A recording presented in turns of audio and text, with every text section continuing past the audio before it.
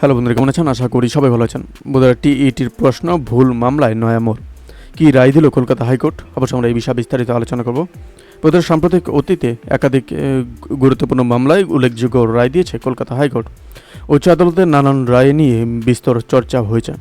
মঙ্গলবার এবার প্রাথমিক শিক্ষক নিয়োগ পরীক্ষা তথা টেটের প্রশ্ন ভুল সংক্রান্ত মামলায় শুনানি সম্পন্ন হয়েছে। কী রায় দিল হাইকোর্ট? 2017 থেকে 2022 সালে টেট পরীক্ষার প্রশ্ন ভুলের অভিযোগ উঠেছিল, সেই জলগড়ায় আদালত অবধি। এর আগে হাইকোর্টের বিচারপতি রাজশেখর মান্থা এই মামলায় বিশ্বভারতী এবং যাদবপুর বিশ্ববিদ্যালয়ের বিশেষজ্ঞ কমিটি দিয়ে প্রশ্ন খতিয়ে দেখার নির্দেশ দিয়েছিলেন।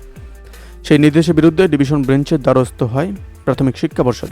মঙ্গলবার টেটে প্রশ্ন ভুল মামলায় শুনানি সম্পন্ন হয়েছে, তবে এদিন রায়দান স্থগিত রেখেছে আদালত। বিচারপতি হরিশ ট্যান্ডন এবং বিচারপতি প্রসেনজিৎ বিশ্বাসের ডিভিশন বেঞ্চ এদিন রায় দেয়নি। তবে আইনজীবীদের একাংশের পর্যবেক্ষণ, জাস্টিস মান্থা এই মামলায় যা দিয়েছেন সেটা হয়তো বদল করতে পারে জাস্টিস ট্যান্ডন এবং জাস্টিস বিশ্বাসের ডিভিশন বেঞ্চ।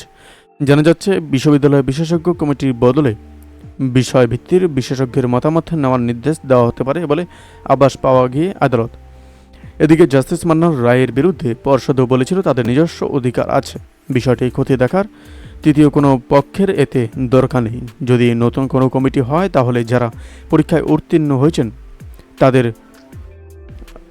তাদের অবস্থান বদলে যেতে পারে বলেও বলা হয়েছিল। পর্ষদের আইনজীবী সবির সান্যাল আদালতে জানান, একটি পরীক্ষার আয়োজন করতে প্রচুর সময় ব্যয় হয়, অনেক পরিশ্রম করতে হয়। তবে যারা পরীক্ষার অনুত্তীর্ণ হন তারা কোনো না কোনো ইস্যুতে মামলা করেন। এদিকে মামলাকারীদের আইনজীবী ফিরোজ সামিম আদালতের বাইরে বলেন, 2017 সালে পরীক্ষায় 28টি প্রশ্ন এবং 2022 সালে পরীক্ষায় 22টি প্রশ্ন ভুল থাকার অভিযোগ উঠেছিল। আমাদের এই আপডেট প্রসঙ্গে আপনাদের কি মতামত অবশ্যই আমাদের কমেন্ট করে জানাতে বলবেন। ভালো থাকবেন, সুস্থ থাকবেন, ধন্যবাদ। দেখা হচ্ছে নতুন একটি ভিডিওতে।